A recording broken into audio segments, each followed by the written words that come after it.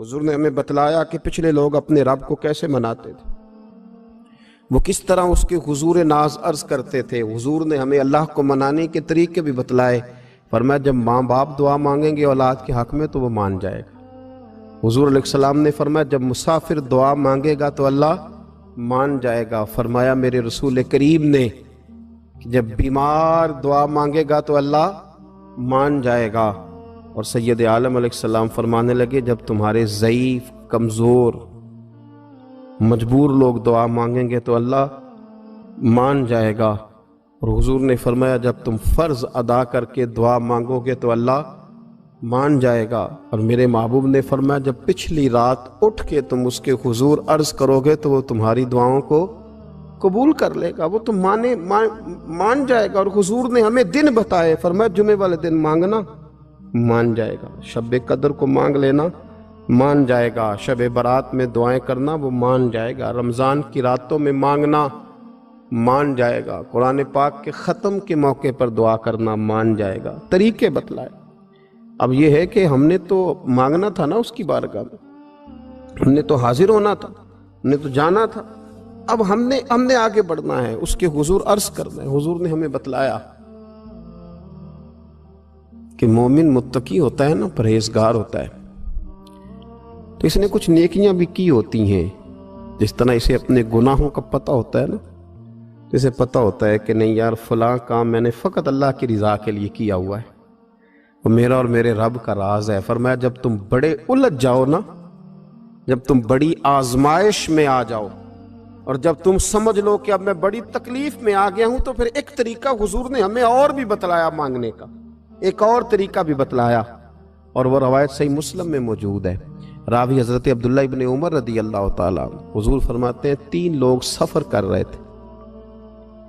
ये आप अंदाजा फरमाइए, सही मुस्लिम की हदीस है। और जरा हुजूर के समझाने का एक ये रंग भी है अल्लाह को मनाने का, एक ये अंदाज भी है उसकी बारगाह में गुजारिशात पेश करने का, ये भी एक तरीका हुजूर ने हमें बतलाया।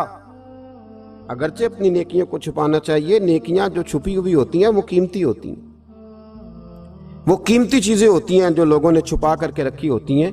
हजरत अब्दुल्ला इब्न उमर फरमाने लगे कि नबी पाक सल्लल्लाहु अलैहि वसल्लम फरमाते हैं 3 लोग सफर कर रहे थे, रास्ते में तूफान आ गया, तेज बारिश शुरू हो गई, तो हुजूर फरमाते हैं वो तीनों बारिश से बचने के लिए एक गार में छुप गए। उनको पता है पुराने ज़माने के अंदर गारें होती थीं और लोग जब सफ़र करते थे लंबे तो पत्थरों और पहाड़ों के बीच में से सफ़र करते थे। वो गार के अंदर चले गए। अब चूंकि तूफान बहुत ज़्यादा था, जब वो गार के अंदर चले गए तो अल्लाह के प्यारे हबीब सल्लल्लाहु अलैहि वसल्लम फरमाते हैं पत्थर ऊपर से लुढ़कता हुआ आया और गार के मुंह के आगे आके उसने गार को बंद कर दिया। अब इतना तेज और इस मजबूती के साथ वो पत्थर लगा और इतना सही फिट हुआ कि अंदर रोशनी आनी भी खत्म हो गई। अब 3 लोग हैं, थोड़ी देर तो वो परेशान रहे कि शायद अब कभी बच नहीं सकेंगे, शायद चारों जानिब अंधेरा ही है और अंधेरा ही रहेगा, शायद यहां से निकलने के लिए अब हमें कोई रास्ता मुयस्सर नहीं आएगा। वो पहले तो परेशान हुए, फिर कहने लगे यार इस तरह करो, जरा गौर कीजिएगा मेरी बात पे। फरमाया इस तरह करो, अगर कोई जिंदगी में नेकी की है ना तो जरा उस नेकी को याद तो करो और याद करके उस मालिक के हुजूर अर्ज तो करो, वो करीम है, कोई आखो शायद मन जावे ते गल कम ततड़ी दा बन जावे, अर्ज तो करो उनमें से। ये आप अंदाजा फरमाइए, ये बात बयान कौन कर रहा है? ये मदीने वाले रसूल बयान कर रहे हैं, ये नबी पाक अलैहिस्सलाम ने बयान फरमाया। ये वो कहानी है जो हमें हमारे नबी पाक ने सुनाई, रसूल करीम अलैहिस्सलाम ने हमें बतलाई, ये दास्तान मोहब्बत।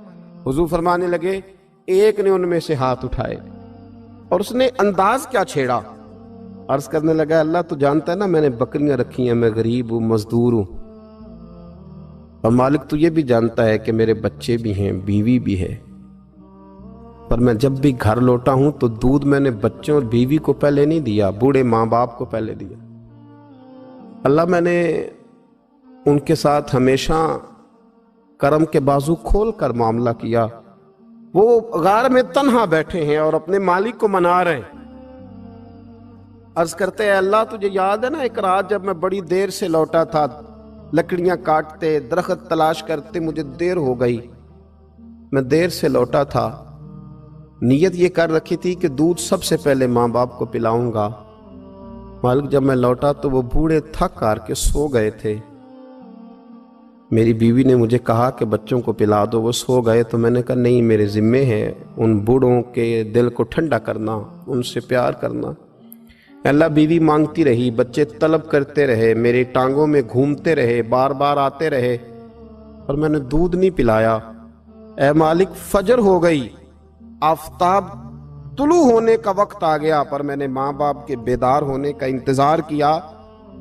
اے اللہ وہ جب اٹھے تو ان کی آنکھوں میں جو میرے لیے دعا تھی اور ان کے سینوں میں جو میرے لیے کرم تھا، اگر تیری بارگاہ میں وہ نیکی قبول ہے تو مالک پھر رحم فرما، نہ اس مشکل سے آسانی عطا فرما۔ سنو سنو، رسول کریم صلی اللہ علیہ وسلم فرماتے ہیں کہ اس بندے کی دعا مکمل ہوئی تو پتھر تھوڑا سا سرک گیا، اور اتنا سرکا کہ آسمان نظر آنے لگا۔